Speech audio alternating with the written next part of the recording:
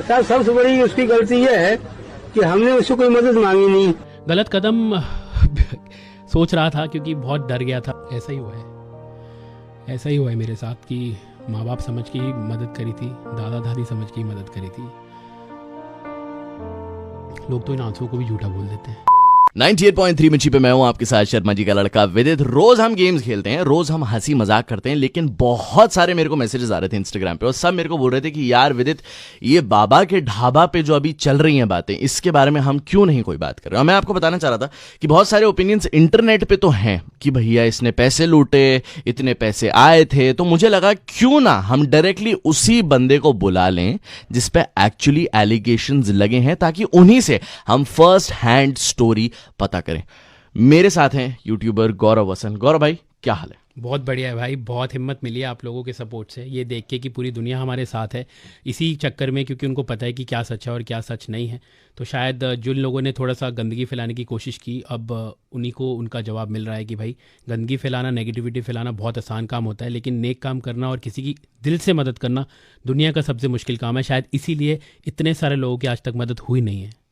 और मैं अभी आपको बता दूं, मैं ऑलरेडी आपकी बात मान नहीं रहा हूं। अभी मैं आपसे बहुत सारे सवाल पूछूंगा और ये दिल्ली के सवाल हैं और आपको हमें प्रूव करना पड़ेगा आज कि आप इनोसेंट। जी। बहुत सारे एलिगेशन लगे हैं मेरे पे भी पिछले कुछ दिनों में। उन्होंने बोला कि भाई अगले दिन 8 तारीख को बाबा के अकाउंट में 75,000 रुपये कैश उनके पास आए और उसकी कोई रिसीट आपने इनको दी नहीं। बाबा ने बोला ये कि आपने मेरे को रिसीट नहीं दी, पता नहीं गौरव ने वैसे जमा कराए भी कि नहीं कराए। तो भाई इसीलिए मैं उनके साथ गया था, क्योंकि 75,000 रुपये की रकम उनके लिए बहुत बड़ी थी और मुझे कहीं लगा कि कहीं ना कहीं लोग इसका मिसयूज़ ना करें, कहीं ना कहीं लोग इनको टारगेट ना करें, कहीं ना कहीं कोई इन्हें पकड़ के इनसे छीना झपटी ना करे, क्योंकि आप देखते हैं कि आजकल का माहौल जो है वो इतना ठीक नहीं है। तो मैं उनको लेके गया बैंक में, मैंने 73,600 रुपये की रसीद इनके हाथ में दी, जो इन्होंने खारिज कर दी कि मेरे को नहीं मिली है।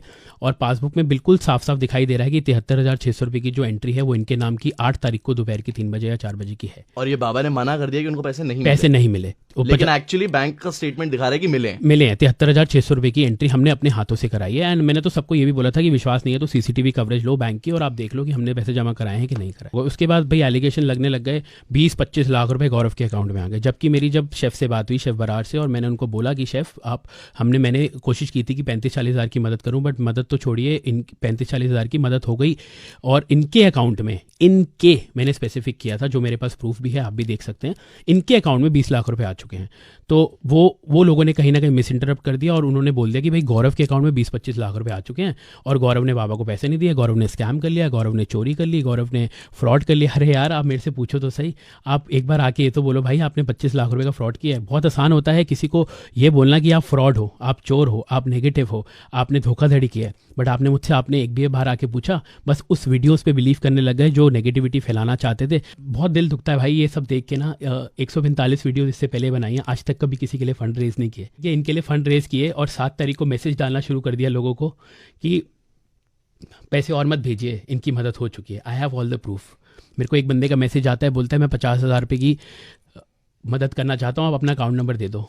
जब ये सारी कॉन्स्पिरेंसी हो रही थी, कॉन्ट्रोवर्सी चल रही थी, वो मुझे मैसेज करता है, भाई आपको सैल्यूट है, आप ये वाला मैसेज जाके दुनिया को दिखाओ कि मैंने आपको 50,000 का मैसेज भेजा था और आपने 50,000 रुपये लेने से मना कर दिए थे क्योंकि आपने बोला था कि मदद हो चुकी है। उसके बाद क्या होता है कि मेरे को बोलते हैं कि 20-25 लाख रुपए इनके अकाउंट में कैसे है, आपको कैसे पता चला? तो भाई हम वहाँ पे जमा कराने गए थे और हमारा इतना फ़र्ज़ बनता है ये जानना कि जो इनकी मदद है वो अच्छे से हुई है कि नहीं हुई है। True.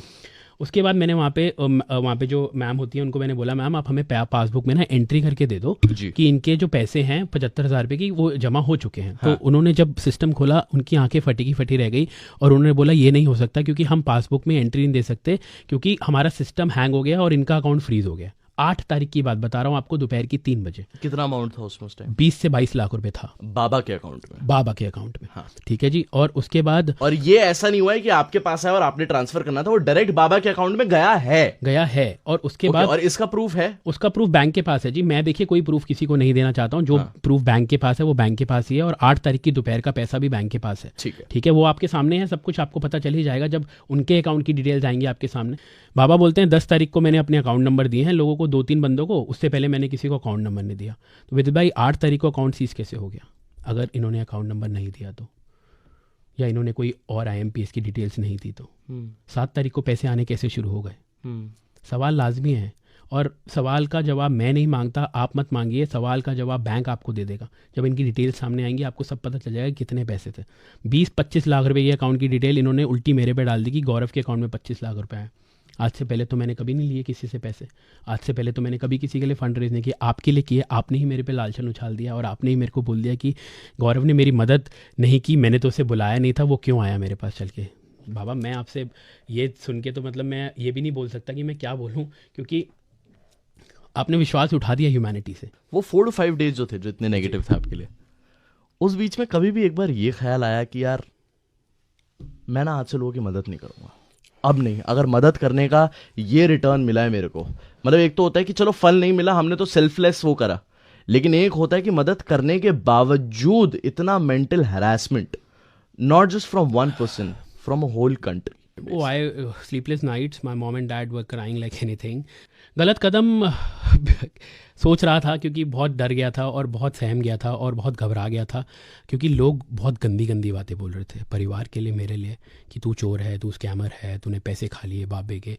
अरे तुमने ये तो देखा नहीं कि वो बाबा क्या था, वो बाबा जी क्या थे पहले, जब उन्हें कोई पूछता नहीं था। आपने कभी ये बोला कि गौरव भाई आपने मदद करी, बहुत अच्छा किया, आपने किसी को आगे बढ़ाया, बहुत अच्छा किया, आपने किसी की रातों रात ज़िंदगी बदली, बहुत अच्छा किया। ये लोगों ने तब बोला जब सारे लोग साथ थे, लेकिन जब एक अगेंस्ट हुआ तो दुनिया अगेंस्ट हुई। एक चीज जो मैंने नोटिस करी कि आपने बहुत सारे इंटरव्यूज में भी बोला है और देखा कि आपने उनका for a reason bank account बनाया था कि भैया आपको बहुत सारे पैसे आ रहे हैं अभी। तो आप इमोशनली इतना इन्वॉल्व कैसे हो गए with Baba and his family, क्योंकि आप उनके लिए सब कुछ मैनेज करने लगे, you went a little beyond. I think मैंने अभी तक किसी को ये बात नहीं बताई है, तो I think you are the first one जिसको मैं ये बात बता रहा हूँ कि थोड़ा सा रिवाइंड में चलते हैं। आज से 15 साल पहले मेरे मॉम डैड ढाबा चलाते थे। आपके पेरेंट्स?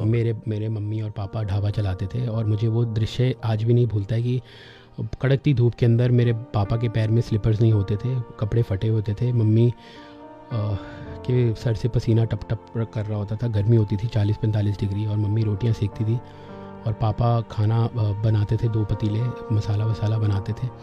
और हमारे पास पैसे नहीं होते थे कि हम किसी को अफोर्ड करके नौकर भी रख सकें जो हमारे बर्तन भी धोए।